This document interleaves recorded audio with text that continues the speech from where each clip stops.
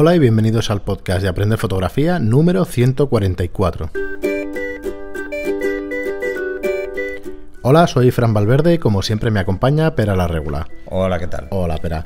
Pues nada, recordaros que soy Fran Valverde de Estudio Lightroom, que es un espacio, un estudio de alquiler para fotógrafos, aficionados y profesionales. Tenemos 90 metros cuadrados para alquilaros, así como cámaras y objetivos de alquiler.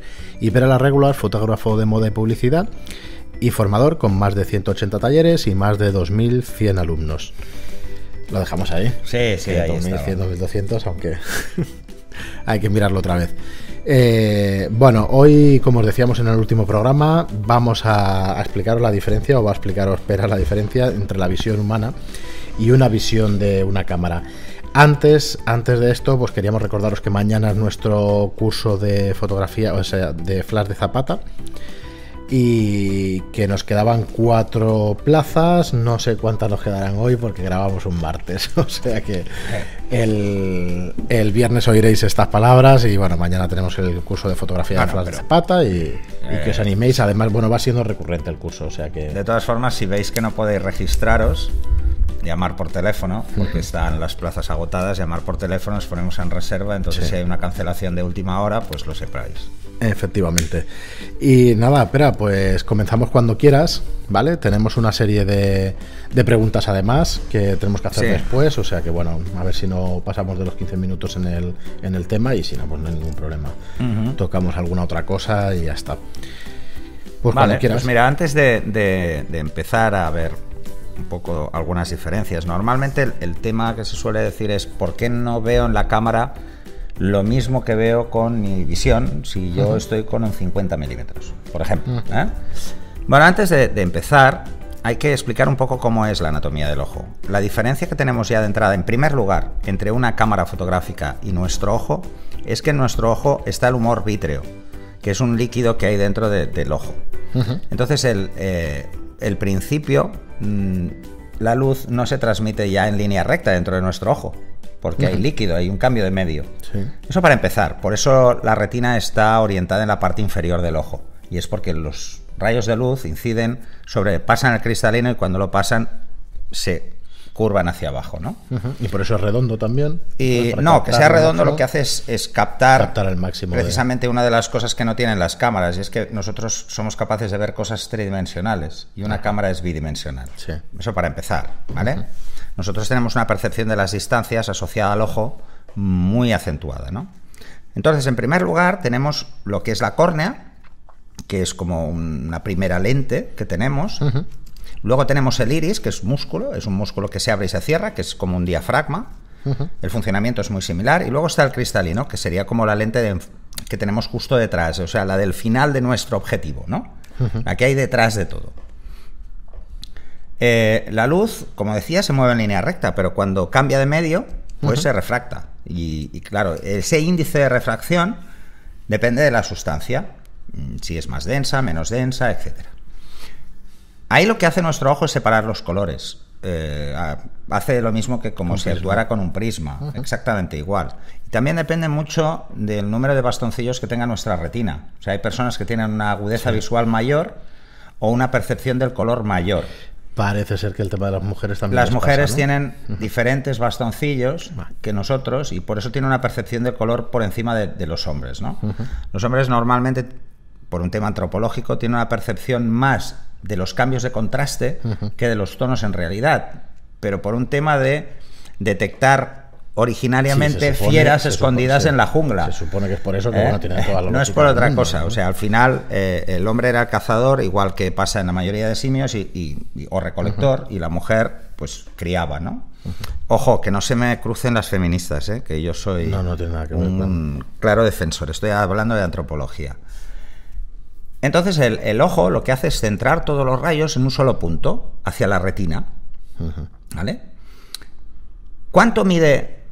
O sea, nosotros sabemos cuánta focal tiene un objetivo por la distancia que hay de la lente de enfoque al plano focal. O sea, de la lente última, por decirlo de alguna forma, al plano focal, que es donde está el sensor, ¿no? Y esa distancia la medimos en milímetros. Por ejemplo, un objetivo de 50 milímetros quiere decir que está a 5 centímetros del sensor. Ese plano. Bueno, pues nuestro ojo mide 1,7 centímetros desde el cristalino hasta la retina. Así que tenemos dos lentes de 17 milímetros. Tenemos dos lentes de 17 milímetros que además se cruzan porque tenemos una vista frontal y se cruzan. O sea, hay una zona de visión que ven los dos ojos al mismo tiempo. Eso nos genera algunos problemas a veces, que es precisamente... No vemos la nariz porque está fuera de foco. Está fuera de foco, sí, pero está si os fijáis, pues la veis. Si cerráis un ojo, la veis. Sí. Si no cerráis un ojo, no la La veis. ves difuminada, bueno, si te das cuenta, pues la ves difuminada. A no ser que tengáis un narizón como el mío, que el mío yo sí que lo veo. Sí que ¿Vale? Entonces, ¿por qué se dice entonces que resulta que si, en el caso más extremo, si comparáramos y midiéramos toda la longitud del ojo, incluso la córnea de la córnea a la retina, no del cristalino, tendríamos 25 milímetros? ¿Ese sería entonces el caso? No, porque además también hay que calcular cuál es el diámetro de la pupila. La pupila mide unos 2 milímetros cuando está contraída al máximo, o sea, cuando resulta que la luz es tan intensa que nos molesta muchísimo, y entre 7 y 8 cuando se ha dilatado del todo. Quiere decir que estamos en absoluta oscuridad. A mí me parece una virguería de ingeniería biológica el que eso sea un músculo que se pueda... Así que hay que calcularlo también en función de cuánta cantidad de luz somos capaces de ver, ¿no? Si hacemos cálculos optométricos y empezamos a tirar de esos datos, nos daremos cuenta de que si hablamos inicialmente de unos 17 milímetros, a partir de calcular, por ejemplo, cosas como la dioptría, no me refiero a que tengas dioptrías, puede ser positiva o negativa, sino que en optometría se habla de ese valor, de ese concepto. Lo que nos parece más cercano es hablar que tendríamos algo más de rango focal, ¿no? O sea, tendríamos entre 22 y 24 milímetros a partir de ese cálculo y de la refracción interna en el ojo. Esto es por ojo. Sí, esto es por ojo. La visión siempre es monocular cuando hablamos de compararla con una cámara, ¿vale? Pero bueno, entonces, ¿por qué se dice? Seguimos viendo eso, ¿no? ¿Y por qué se dice entonces que si la distancia focal es 17 o 24... ¿por qué 46 grados, que es el equivalente a un... lo diré, a un 50 milímetros? De 50 milímetros, es lo más parecido. Bueno, por un caso muy sencillo. La razón es que la longitud focal media del ojo no es lo que determina el ángulo de visión humano. El punto principal es que solo una parte de la retina procesa la imagen que vemos. O sea, no toda la retina procesa la imagen, sino una pequeña parte de esos grados, ¿no? O sea, un 17 milímetros, pues bueno, vendría a ser... Son 100 grados, ¿no? Si empezáramos con la primera data, un 17 milímetros son unos 104 grados. Entonces, ¿qué pasa? Lo que os decía, no procesa toda la retina, procesa la imagen, sino que hay una zona que se llama área de visión principal, que es el cono de atención visual, y el resto es visión periférica. Ahí es donde decimos que está cercano en diagonal a una cobertura de 46 grados, que es un objetivo de 50 milímetros. Eso desde el lado de ver el ojo como una lente. Pero claro, el ojo no es solo una lente, el ojo también tiene sensibilidad. Y una de las cosas que más sorprende es la capacidad de sensibilidad que tiene el ojo. Yo, hasta que no empecé a leer sobre este tema, la verdad es que me sorprendió muchísimo. Sí, es alucinante. Por ejemplo, el ojo humano tiene un rango dinámico brutal. Es capaz incluso de ver de noche absoluta. De hecho, de noche, el ojo humano es 600 veces más potente que nuestra visión diurna. Y os pongo un ejemplo muy fácil. Cuando apagáis las luces y os quedáis en absoluta oscuridad, al cabo de 30 minutos con los ojos abiertos, empezáis a ver sombras y a distinguir detalles. Si lo comparamos, es 600 veces más sensible el ojo de noche que de día. Y está muy lejos de la sensibilidad ocular de un gato, ¿vale? Que es más veces todavía. Sí, que es muy superior. Ven como el doble que nosotros. De hecho, en el menor de los casos, ¿vale? Viendo el reportaje este de Cosmos y tal, se ven perfectamente todos los pasos de un ojo, cómo evoluciona de un animal y tal, y dices, bueno, esto es una pasada. Bueno, ahí esto es para los creacionistas, para los que no se crean que existe la evolución. Ves un ojo de un cocodrilo, de una iguana, de un tal, y te vas dando cuenta de todos los pasos ¿Sabes? Que ha habido en la evolución hasta llegar a, pues, a un gato que tiene esa sensibilidad, o el nuestro que tiene otra, o un camaleón que la tiene de 300, bueno, de 180 en los dos ojos. Sí, es una barbaridad. Y además los puede mover en dirección opuesta. Claro, dices, bueno. O sea, puede centrar su cono visual en 180 grados. Nosotros no podemos hacerlo. La movilidad de nuestro ojo recuerdo ese documental no pasa de unos 50 grados. No podemos mirar lateralmente más de 50 grados. Porque no veríamos. O sea, un creacionista te está diciendo, es que es imposible que se haya creado este ojo, lo ha tenido que crear alguien, bueno, lo ha creado la naturaleza a base de prueba y error. Bueno, tenemos un ejemplo muy claro y es, por ejemplo, la visión de un cerdo es muy parecida, igual que muchos de los órganos que tiene un cerdo. La visión de un simio es muy parecida, pero, por ejemplo, la visión de un perro no es parecida a la del ojo humano. Pero por un tema de evolución, no han necesitado tener nuestra percepción visual porque tenían una cosa mejor que nosotros, corren más y se cansan menos, ¿sabes? O sea, eso es otra, tienen 4 patas para correr, nosotros solo 2.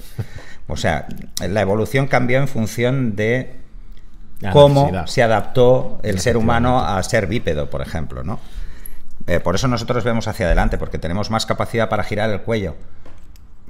Y podemos girar el cuello. Una iguana no tiene cuello, no puede girar la cabeza. O gira el ojo o se lo comen. Por eso, por ejemplo, un lagarto tipo un dragón de Komodo, que es mucho más antiguo, tiene cuello, puede girar la cabeza, no ve igual que una iguana, ¿no? O sea, hostia, pero esto sería muy largo. No, pero lo quería meter como cuña porque lo estábamos hablando antes de... Pues igual que decíamos que tenemos una sensibilidad de noche muy bestia, eso podríamos equipararlo al ISO. Entonces, si intentamos hacer una manipulación o un cálculo de cuántos serían en número de pasos o valores de exposición en la naturaleza, vamos a partir de la naturaleza, ¿eh?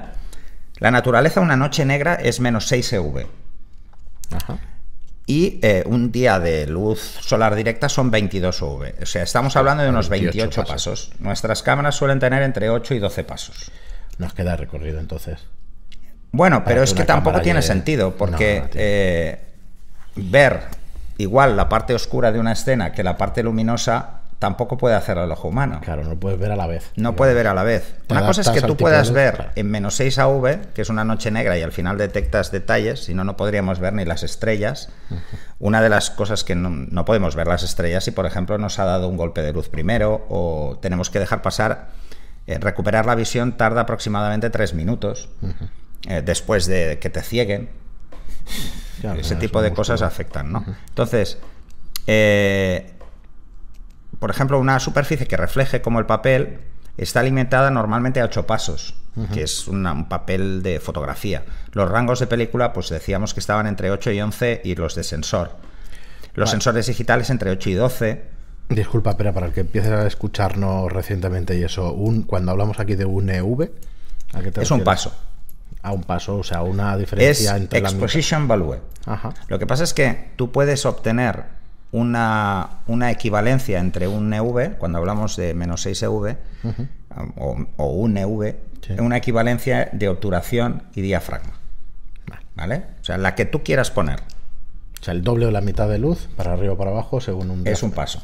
¿Vale? Entonces, cuando hablamos de EVs en cuanto a medida, hablamos de la suma de esos dos valores.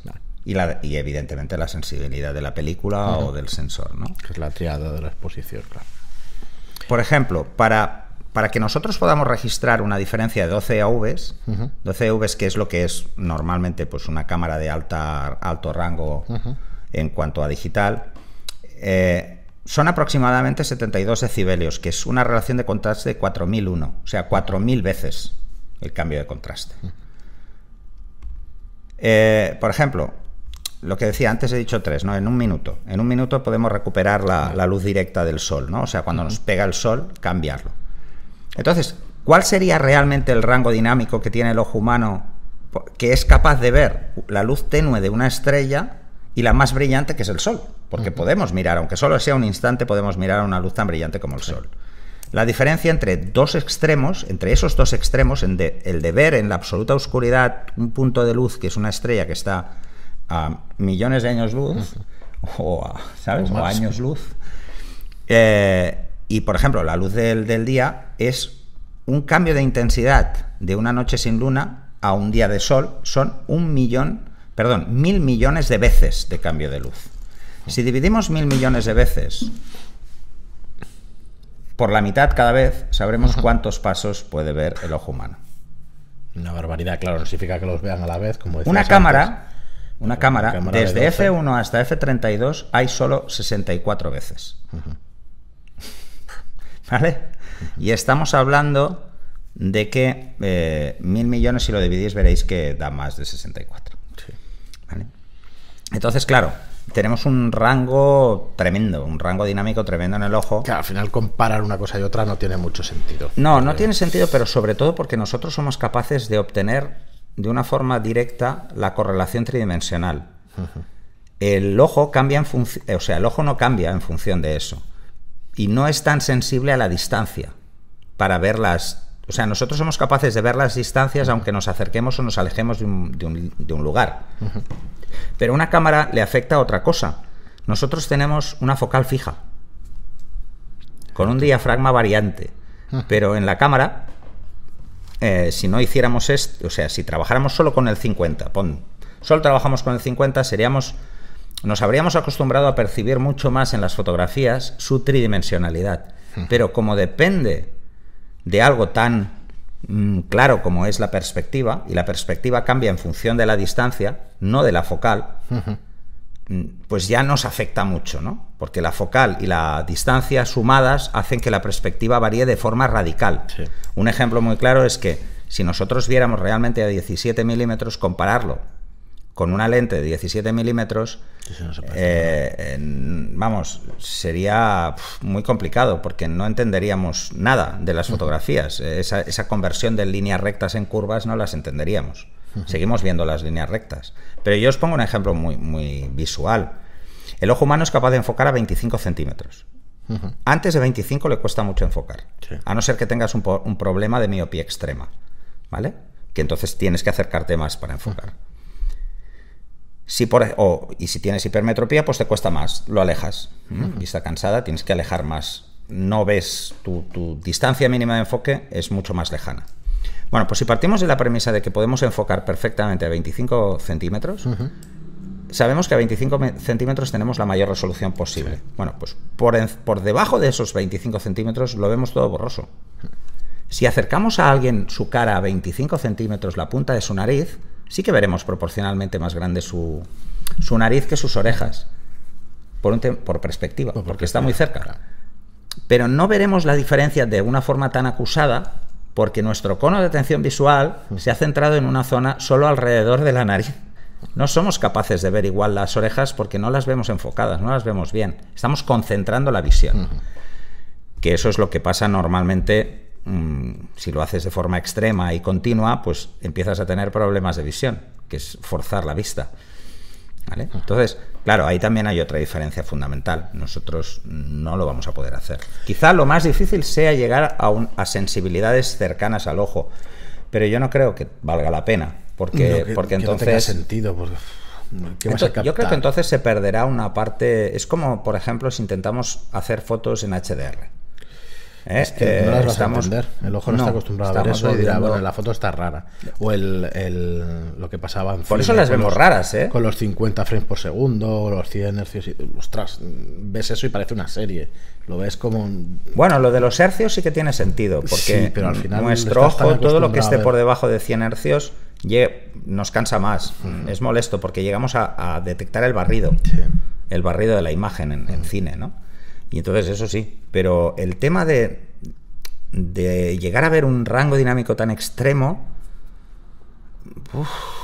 dejaría muy poco espacio a la parte creativa o a la parte de imaginación que tiene la fotografía, creo yo. Y luego otra cosa que comentábamos antes de grabar y eso, que es el tema de balance de blancos, que al final el ojo no ve el balance de blancos. El ojo no percibe, el ojo ve el blanco como blanco, pero simplemente porque no le afectan de la misma medida los cambios de iluminación. Tú, por ejemplo, puedes estar mirando dentro de una habitación una pared blanca, aunque esté entrando la luz del sol que entra afuera, y en una parte de la pared del sol y en la otra no. La vas a ver blanca igual. No percibimos el balance de blancos ligeramente rojizo, ligeramente azulado. Pero no todo lo que Pero no todo, ¿vale? No todo. O sea, no es tan extremo. Y ahí hay mucha controversia entre si es capaz el ojo de hacer esa conversión, por decirlo de alguna forma, cuando cambia o no. o lo hace el cerebro. No, es que realmente no percibimos el cambio de temperatura porque no tenemos el ojo calibrado a ninguna. Claro, lo tenemos calibrado a día constante, ¿no? A la luz constante, ¿no? Por eso vemos algunos cambios que pueden ser molestos, pero no de una forma muy evidente. Muy bien, pues nada, espero que os haya gustado el contenido. Ahora vamos con vuestras preguntas, que tenemos 4 o 5. Pero bueno, yo creo que es muy interesante. Yo creo que es muy interesante. Ya nos diréis si os gusta o es un tema que no interesa para nada, pero por lo menos para aclarar cosas de que se dice por ahí, eso a mí me parece muy interesante. A mí sí que siempre he tenido esta curiosidad y... O sea, además pensar eso, recordar eso, cuando hablamos de las similitudes entre focales y ojo humano, no, hablamos de visión monocular, de un solo ojo. Claro. Muy bien, pues nada, eso. A ver las preguntas, dudas o qué opináis sobre el tema que hemos tratado hoy. Que si os gustan estas fricadas, nosotros buscamos un huevo, también, porque aquí son un poco frikis. Muy bien, y nada, pues eso, para acabar, pues tenemos 4 o 5 preguntas. La primera es Pedro del Prado Cantarero, que nos dice: enhorabuena por vuestro podcast, es muy bueno. Ya hace tiempo que sigo la fotografía de Pera. Para mi gusto, uno de los mejores fotógrafos de desnudo, si no el mejor de España. El podcast fantástico, muy ameno y con un formato original. Este episodio una vez más innovador al tener con vosotros a una modelo. Saludos y gracias por compartir vuestro conocimiento. Un abrazo. Pues gracias, Pedro. Gracias. Bueno, lo de Mercedes esperemos que también que quedara bien, que os pareciera interesante y eso. Ya nos diréis a ver si os gustó, y si tenéis alguna pregunta para algún gremio así como que tenga que ver con la fotografía y eso, pues no lo hacéis, porque sabéis que, bueno, de vez en cuando, no muy frecuentemente, pero cada 3, 4, 6 meses pues nos acompaña algún profesional de la fotografía, como Mercedes, como vino también ahora. Sí, mañana, tengo una noticia que traeros. Sí, que te la iba a comentar, pero aprovechando esto. Pues dime. Para la próxima semana traeremos un retocador. Ostras, perfecto. ¿Vale? Que nos explicará un poco pues cómo llegó al retoque. Es un exalumno mío de hace muchos años de fotografía y se ha ido centrando muchísimo en el retoque, y la verdad es que es un crack, que es un puñetero crack. Estupendo. Así que pues oye, si tenéis preguntas para él y eso, pues hacérnoslas llegar, que le preguntaremos sin problema. Y sí, por eso es mejor lanzarlo hoy, porque así la gente se va enviando cosas. Sí, ha quedado 2 programas así de hype y tal, pues bueno, pero por lo menos que sepáis que nos movemos en esa dirección. Y otro comentario de Anónimo, dice: saludos tardíos a todos, soy de hoja perenne. Esto no sé a qué te refieres, ya nos lo aclararás si puedes, pero nos dice ¿qué libro? La foto. Vale, la foto, ¿no? Vale. Seguramente. Sí. Y nos dice: ¿qué libro me recomendáis sobre física de la luz? Que eso de que existan en la misma fotografía. Ajá. Vale. Seguro. Sí, dice: ¿qué libro me recomendáis sobre física de la luz? Gracias y amos a todos. Te podría pasar los apuntes, pero sobre física de la luz, cualquier libro de óptica te puede ir muy bien, porque va a hablar de física de la luz. Sí. Pero te puedo buscar alguno. Yo de Paco Rosso te lo digo ahora mismo, o ahora dentro de un ratito, que te lo busco en internet y te lo digo. Un momentito que lo buscaré. Mira, sí, aquí lo tengo. Se llama Técnicas de iluminación en fotografía y cinematografía. Es de Francisco Bernal y es un libro de la editorial Omega. Tiene sus años, no sé cómo estará de fácil de encontrar, porque yo por Amazon, por ejemplo, ahora no lo he encontrado. Omega, para el que no lo sepa, es la mejor editorial con diferencia para temas científicos, incluso para fotografía es brutal, es muy bueno. Yo recuerdo este libro muy, muy técnico y efectivamente habla de física y habla de un montón de conceptos de la luz y eso. Cálculos complicadillos, pero bueno, si quieres algo en física, la verdad es que esto es de lo mejor que se ha. Si quieres estudiar física, pues. Es que no hay más que. Claro, es complicado. Bueno, empezarás con los nanómetros y a partir de ahí todo se va complicando. Pues nada, ya te pongo 4 el enlace, por ejemplo, y a tomar por saco. El enlace, por ejemplo, o el título del libro aquí en los comentarios del programa, y ya nos dirás, a ver si lo encuentras por ahí. Y seguimos con Diego Fernando Melo. Pues esto es un comentario privado para ti. Vale, Espera, te lo lees y ya está. Y Eddie nos dice: gracias, Pera y Fran, por tan estupendo podcast. Creo que era un comentario que hiciste sobre Mercedes y tal. No. Vale, no, dice que si seguimos así, veo venir un tercer matrimonio. Espera. Dice, no, tranquilo, no. No, con 2 ya. No, con dos de momento he tenido bastante. nos hace el comentario con mucho respeto, pero bueno, que lo dice pone, con o sea respeto que, y en sí, broma, y en pero broma. sí. No, Muy bien. Mercedes el problema que hay es que hay mucha confianza. Ya Sí, es hombre, un claro. año trabajando juntos y además ya lo sabe. Y ya está. Es muy alta, es muy alta. Y eso que yo soy más alto, pero bueno, es muy alta. Y por último hoy un comentario de Eddie que nos dice: gracias Pera y Fran por tan estupendo podcast, estoy enganchado desde hace meses. Tengo algunas dudas, unas dudas sobre las cartas de color y de gris neutro. ¿Cuál es la recomendación?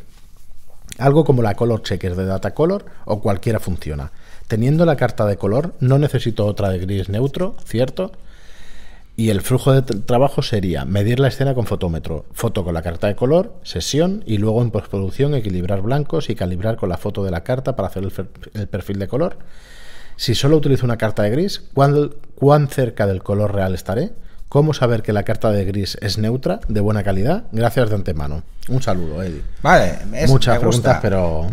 Fantástica, sí. Fantástica pregunta. A ver, de entrada te diría que lo que estás haciendo no es cuadrar el color con una carta de gris neutro, ¿vale? Estás cuadrando la temperatura de color, pero el color, al color le afecta en el ángulo en el que incide la luz, ¿vale? Cuanto más frontal incide la luz, tiene más tono, y cuanto incide más lateral, tiene más textura, pierde tono.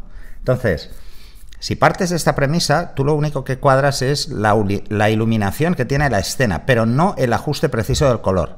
Si lo que quieres es hacer un ajuste preciso del color, piensa que son dos cosas diferentes, ¿eh? O sea, y además puedes hacer un ejemplo muy claro.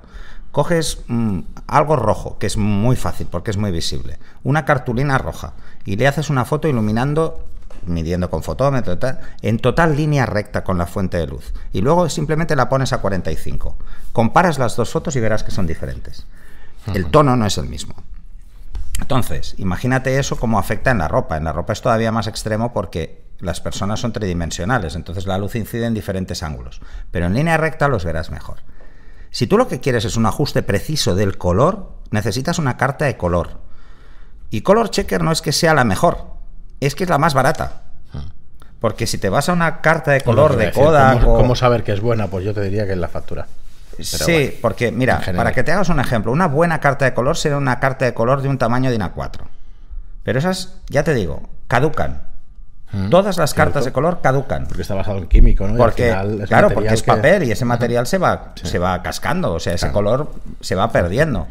Y esas cartas pues caducan al cabo de 2, 3, 5 años, depende de la carta y de lo buena que sea, pero si te vas a una de Agfa o una de Kodak, te puede costar la puñetera carta de color 400 euros, 500 euros sin problemas, ¿eh? Y luego, aparte, tienes que calibrarla. ¿Para qué estaría justificado? Porque no vienen con un calibrador como Color Checker. Color Checker es un calibrador. Lo que viene es una carta de color y luego un software para Lightroom, para Photoshop, para lo que quieras. Que lo que te conviertes eso es un perfil. ¿Y para qué estaría justificado ese tipo de calibradores o de cartas tan caras y eso? ¿Para una reproducción de una obra, por ejemplo? Bueno, es que antes era lo único que había. Claro. Entonces era como tirar de Pantone, era ir comparando colores uno a uno. Claro, saber que claro, por lo menos tenías que saber seguro cuál era el color original y nos obligaba a tomar notas de color, sobre todo en producto, cuando querías una reproducción muy fiel del color.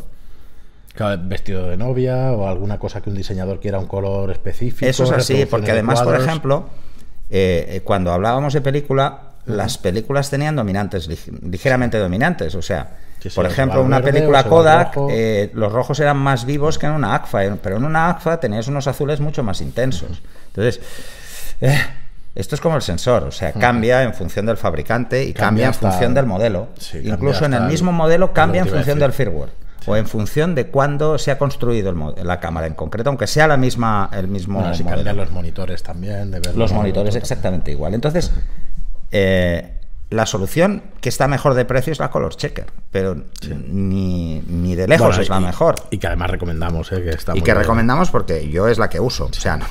Pero la uso precisamente porque es más que suficiente en el 99% de los casos, o igual no seré tan benévolo, en el 90% de los casos. Sí. Pero el 90% de los casos es un mercado enorme, además es que es así. Entonces, bueno, ¿cuántas veces la he utilizado? Y esa es la siguiente pregunta. Pocas, muy pocas veces. Porque casi siempre no es necesario llegar a ese nivel. En moda no es necesario. Pensar que aquí en publicidad no es necesario. Pero en fotografía de producto sí que puede ser muy necesario. Pero luego tú puedes hacer una fotografía fantástica, calidad de color, y luego el impresor la lía. O sea, nosotros no la hemos visto utilizar muchas veces, ¿eh? No. Y en un estudio de alquiler que llevamos casi 10 años o 10 años ya, y si no tenemos producciones cada semana, las tenemos cada 15 días seguro, y no las vemos. Además habría que hacerlo para cada vez que cambiamos el ángulo de la luz, o cada vez que cambiamos el tipo de luz, o cada vez que cambiamos el modificador de luz. Yo lo he visto en alguna reproducción de algún dibujo, de algún cuadro, que es directamente... No, evidentemente, para hacer litografías debería hacerse siempre. El que quiere hacer reproducción, pues para vender, aunque sea en las Ramblas, ¿no? Vender cuadros y tal, este sí que quiere la reproducción del color absolutamente fina. Pero hay que tener en cuenta que el número de colores que se utilizan, por ejemplo, en paletas de color de pintores es mucho más reducido que el que tiene una cámara. Claro. Entonces es relativamente más sencillo calibrarlo. De hecho, pero no ha costado demasiado, ¿eh? Yo he visto, se ajusta con el color checker y queda, vamos, pero... Perfecto, sí, perfecto. Bueno, yo no soy capaz de distinguir un color del no. físico de lo que veo en pantalla. La piensa luminosidad quizás sí, pero el color... Piensa que el ojo humano puede distinguir 16 millones de colores. Yo siempre he dicho que eso las mujeres. Los hombres somos EGA o CGA, entre 4 y 16 colores, no vemos más. Bueno, como dijimos en el anterior programa, bueno, en este tiene una explicación científica, que es la forma que tiene nuestro ojo, ¿no? Entonces, pensar que vuestra cámara, si estáis disparando en RAW, estamos en aproximadamente 2.000 millones de colores, o sea, es una barbaridad. O sea, al final lo que hay que hacer es intentar luego llegar a una solución, a un color de salida que esté dentro del rango de 16, que es lo que se suele imprimir. Por encima de ese rango no se puede imprimir, o es tan caro que no vale la pena. Entonces, claro, ¿dónde está la frontera en la gestión del color? Eso nos daría para un debate del copón. Bueno, no sé si lo has tratado, el flujo de trabajo sí que estás en lo correcto. Medir la escena, foto con la carta de color, sesión, y en postproducción equilibrarlo. Sí, lo que pasa es que si usas una carta de color tipo color checker, no te hace falta utilizar una carta de gris. Porque dentro ya está incluido el gris neutro. Entonces, como ya está incluido, puede obtener la temperatura de color directamente de la carta. Las que se compran también por ahí por 30 o por 50 euros de... Las que van mejor... A ver, hay cartas de color muy buenas. Cartas de color. Hay cartas de grises muy buenas. Pero ¿cuál es el problema? Que ocupan mucho. O sea, son rígidas. Y esas son las buenas, las que son absolutamente rígidas. La compré impresa en papel y no de estas así que son flexibles. Las de papel, esas que además son como en cartulina, esas también caducan. Dura y caducan porque, porque es papel, y el papel tiene más, se gasta. Además es fácil que la rayes y ese tipo de cosas. Pero la más vendida es la de la Stolite. Sí. Es la de la Stolite, flexible y que es plegable. Además tienes las dos opciones, ¿eh? Tú puedes utilizar una carta de gris, o sea, el lado gris o el lado blanco. O sea, el lado blanco podrías usarlo siempre también. No es muy recomendable precisamente por el tema que he comentado de las dominantes. En vídeo se utiliza una carta blanca. ¿Por qué? Porque es inmediato, necesito la temperatura para empezar. Claro. En fotografía lo puedo hacer en postproceso, entonces tengo más margen. Y en vídeo digital cada vez más puedes retocar, pero para tener en RAW lo que tienes en fotografía, está muy lejos todavía. Bueno, sí, si te vas con Red, sí, porque puedes obtener un fotograma, o sea, es un RAW por cada fotograma. Sí, o sea que pues eso. El problema es procesarlo, o sea, por eso no hay tarjetas, son discos duros. Sí, directamente. Es una locura. Muy bien, pero pues hasta aquí el programa. Pero eso yo creo que solo lo hacen en las películas de Spielberg. O de Pixar o de esto. Yo los he visto. No grabar con RAW. No grabar con una red. Cada vez se graba más. Es procesar archivo a archivo el fotograma. O sea, esto es una locura. Es una absoluta locura. Pero eso se hacía antes, con los fotogramas en químico, 1 a 1. Claro. O sea, se reeditaban 1 a 1. Las primeras películas coloreadas eran 1 a 1. No se los imagina. O sea, es una barbaridad. Bueno, las películas de dibujo japonesas y eso lo siguen haciendo. Bueno, ya habrá un montón. No, ahora miento, ahora seguramente estarán con ordenador, pero vamos, hasta hace pocos años. Hay de todo, sigue habiendo mucho artista. Yo, por ejemplo, a mí me sorprendió mucho ver todavía cómo trabajaban en Pixar, que es absolutamente es la meca de la animación por ordenador. Cómo hacían incluso maquetas en plastilina todavía para hacer según qué cosas. Claro, es que al final la iluminación la podrás hacer en digital, pero si no ves un modelo real de cómo cae la luz... Exacto, tenían que hacer una conversión de modelo real y lo hacían así. O sea, una cosa alucinante. Muy bien, pues y nada. Luego un escáner 3D también, para convertir eso en una imagen tridimensional. Bueno, a mí me parece una barbaridad la de cosas que se hacen. Muy bien, pues nada, muchísimas gracias, como os digo siempre, por escucharnos. Muchísimas gracias por las reseñas de 5 estrellas en iTunes y por vuestros me gusta y comentarios en iVoox. Nos vemos en el próximo programa de Aprender Fotografía. Gracias, Pera. Hasta luego. Hasta luego.